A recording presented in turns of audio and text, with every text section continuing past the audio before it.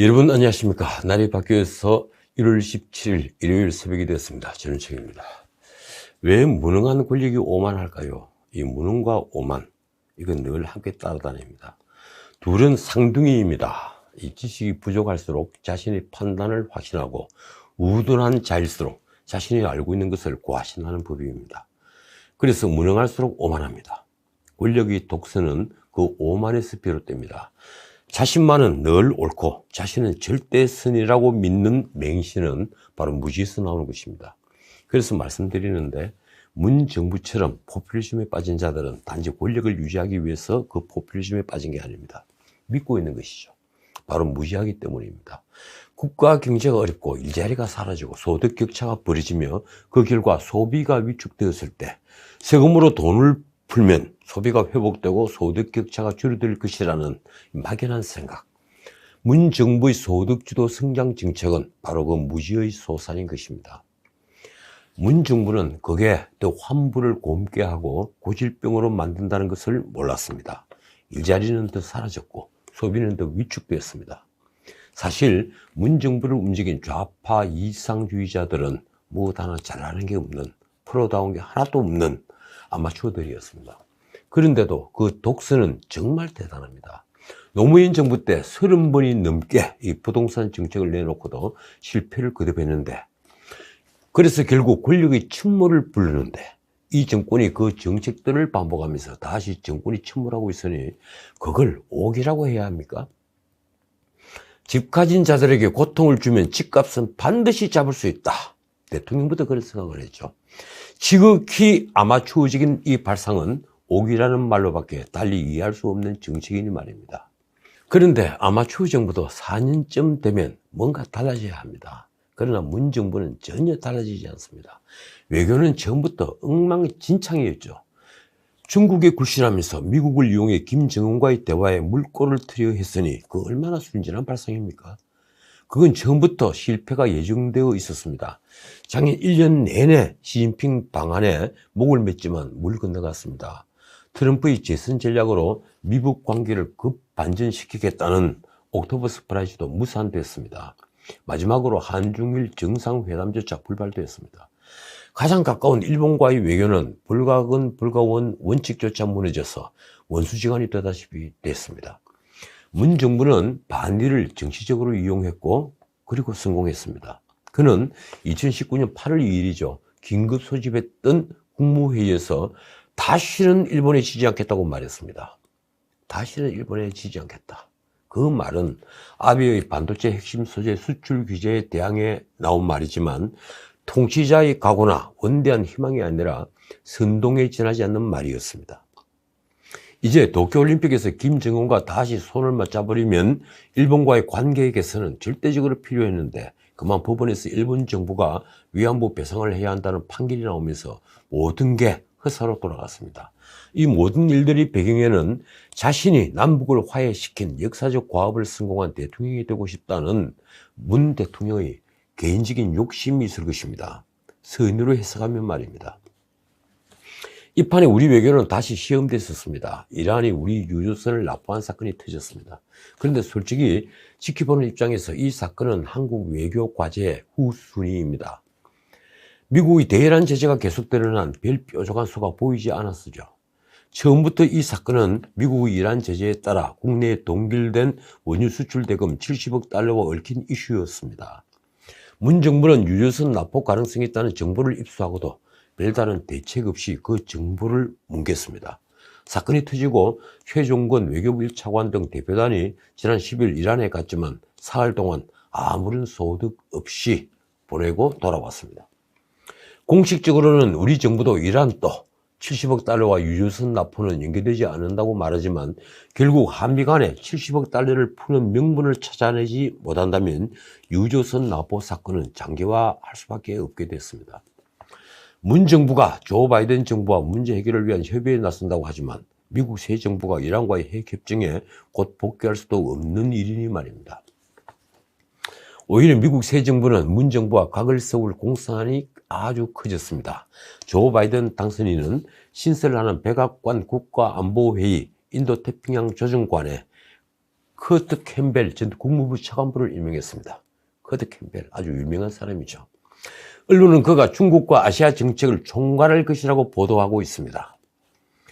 캠벨은 일본을 아시아 외교의 초석으로 보면서 한국의 역할 확대를 주문하는 사람입니다.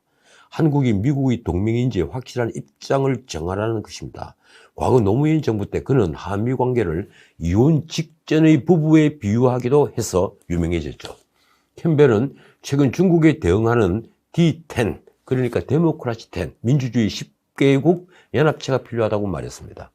기존 G7에 한국과 인도, 호주를 추구한 것입니다.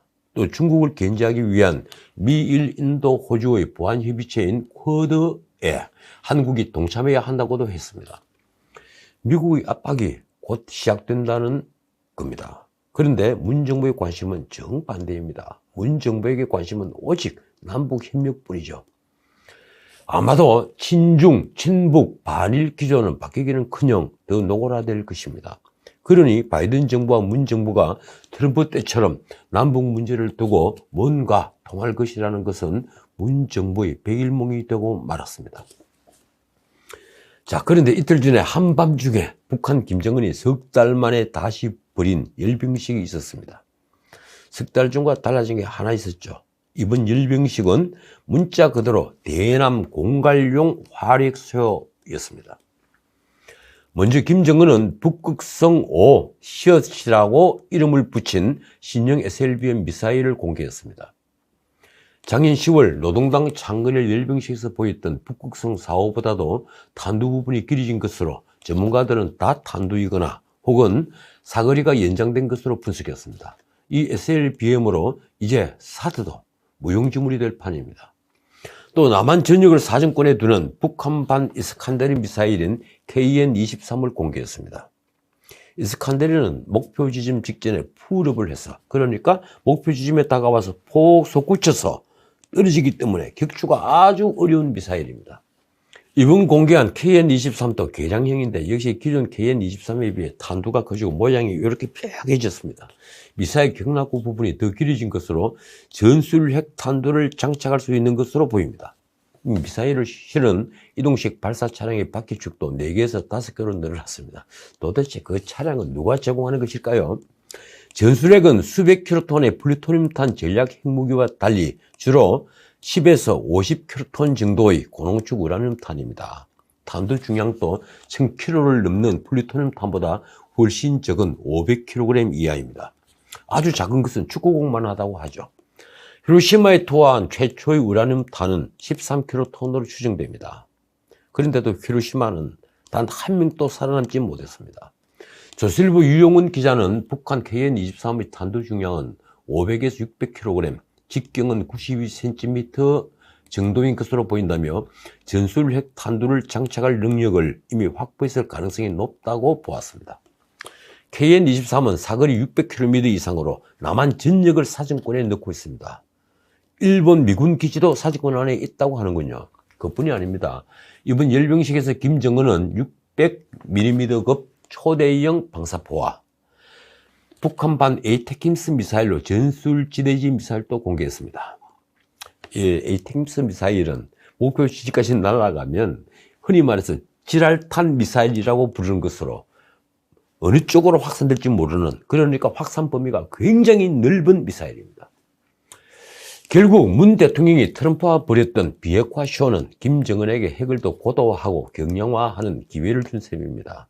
이 핵정강에 성공한 김정은은 이제 자신들의 핵무장이 미제의 침공으로부터 자신을 지키기 위한 것이라는 가면을 벗어던졌습니다. 김정은은 이 핵무기로 조국 통일을 앞당긴다며 적과 통일을 노골화했죠.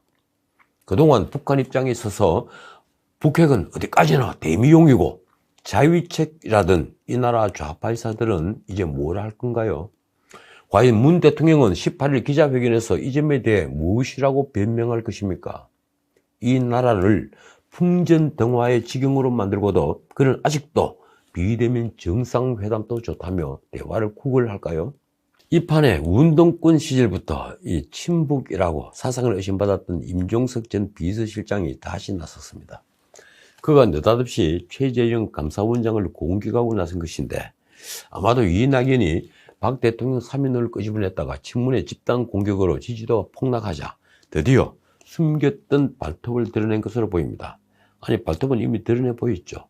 그는 윤석열 총장에 대한 문 대통령의 징계를 법원이 정지시키자 다시 아픈 후회가 남지 않도록 담벼락에 욕이라도 시작해보자면서 친문을 자극했습니다. 담벼락에 욕이라도 써보자. 그런 그는 문 정부의 핵심 정책인 탈원전에 관한 감사원 감사가 본격화하자 최재형 감사원장을 향해 이렇게 말했습니다.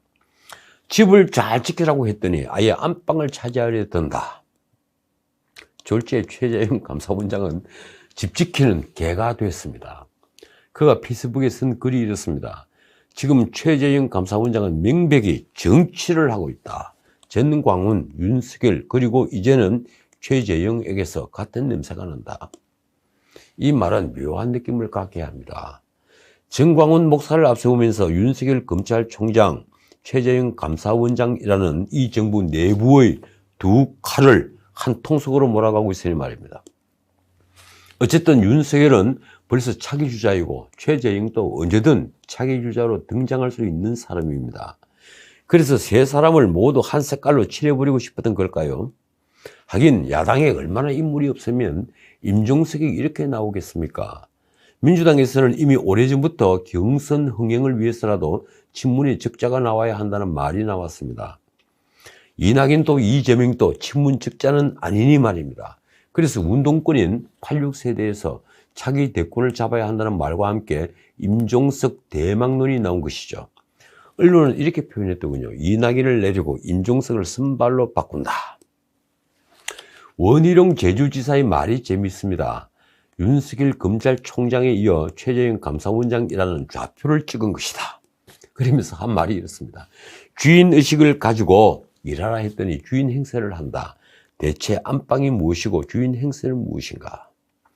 주호영 야당 원내대표도 대통령의 신복인 윤건영 의원과 비서실장이었던 임종석 씨가 약장수처럼 엉터리 빈세를 늘어놓고 있다며 페이스북에서 한마디 했습니다. 민주화 운동 경력을 군장으로 가슴에 달고 살아온 사람들이 내놓는 이야기로서 수준 이하다. 이런 발상을 가진 분들이 문 대통령 옆에서 보좌했다는 사실이 끔찍하다. 그가 던진 질문은 우리 모두의 질문입니다. 국민들은 묻고 있다. 대한민국이 문재인의 나라냐? 도대체 이 나라에서 지금 문 대통령 뜻대로 되지 않는 게 있을까요? 그는 문민정부 역대 대통령 중에 전무후무한 권력을 가진 사람입니다. 입법권과 사법권에다가 언론까지 완벽하게 틀을 쥐었으니 말입니다. 그와 같은 편에 쓴 이들은 하나같이 반기득권이라는 공통점으로 묶여 있습니다. 그리고 자신들이 신기득권이 된 것도 같습니다. 방송마저도 이 신기득권에 들지 못하면 변방으로 쫓겨나거나 옷을 벗어야 합니다. 몇몇 눈치껏 살아가는 종편들도 할 말을 삼키고 좋은 게 좋다는 식으로 우물거리고 있습니다. 그들이 기껏 하는 것이라고는 조선, 동아, 중앙 등 신문들이 먼저 북을 치면 그 반향을 전하는 정도입니다. 이러니 권력은 그칠 게 없습니다. 하나만 짚을까요? 1년째 미궁에 빠진 울산시장 선거 개입 사건은 도대체 어떻게 된 것일까요? 그걸 제대로 보도한 방송이 있기는 한 겁니까? 1년 전 송철호 시장과 한병도 황운하 의원을 비롯한 기소된 자들에 대한 재판은 아직까지 한 차례도 열리지 않고 있습니다.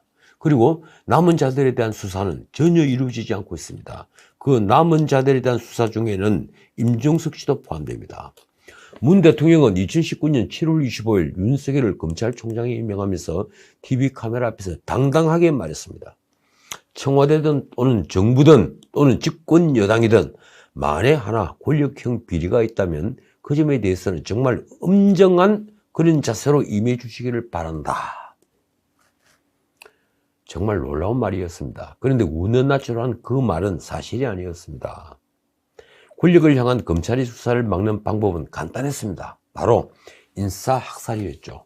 법무부 장관이 된 추미애는 검사 인사를 통해 윤 총장의 수족을 잘라 그를 식물총장으로 만드는 한편 수사를 담당했던 검사들은 변방으로 다 쫓아냈습니다. 조국을 수사한 한동훈과 울산시장 선거 개입을 수사한 박찬호가 대표적인 검사입니다. 대신 문 대통령 직계 후배라는 이승윤 검찰국장이 영전해서 사건을 마사지하기 시작했습니다. 결국 울산시장 선거 개입 사건은 지금 잊힌 사건이 되고 있습니다. 그뿐이 아닙니다. 이승윤은 채널A 사건과 연관해서 정권이 검언 유착으로 몰아갔던 한동훈 검사장이 무혐의라는 수사진의 수사 결과에 대한 결재까지 뭉개고 있습니다. 그 바람에 차기 총장 영순위라는 이승윤은 중앙지검이 검사들로부터 따돌림을 받는 지경에 이르렀습니다. 과연 이 나라는 문 대통령의 나라인가요? 자, 오늘은 여기까지입니다. 이 15일 밤 조국의 페이스북에 딸 조민이 의사 국가고시에 합격한 데 대한 축하 메시지를 누군가가 올리는데 하루 만에 삭제됐습니다. 우쿨렐레라는 악기를 든 조국의 사진과 고마워요라는 글귀입니다. 조민이 의사시험 합격은 본인만이 알 수 있죠. 그런데 누가 올렸을까요? 조민이 의사 자격을 최종적으로 획득할 수 있을지는 더 지켜봐야겠죠. 정경심이 대부분까지 유죄로 확정되면 그녀의 의전원 합격은 물론 대학 입학도 무효로 되니 말입니다. 그런데도 활짝 웃고 있는 조국의 모습을 보면서 저는 참 처참하다는 생각을 했습니다. 아내는 지금 감옥에 있고 자신 또 감옥에 갈지 모르는 판국에 그는 과연 웃음이 나올까요? 게다가 그는 지금 대다수 국민들로부터 손가락질을 받고 있는 중입니다. 그를 옹호하는 세력들은 점차 그 숫자가 줄어들 것입니다. 얼마 전에는 서울대 로스쿨에 형사법 교수로 남아있는 바람에 아직도 후임 교수를 임명하지 못하고 강의가 정상적으로 이루어지지 않고 있다는 뉴스가 떴습니다. 언론은 알박계라고 표현했더군요. 그러고 보니 이 나라를 자신들이 나라라고 생각하는 저쪽 사람들이 민낯을 조국이 제대로 보여주고 있습니다. 지금까지 전은식이었습니다.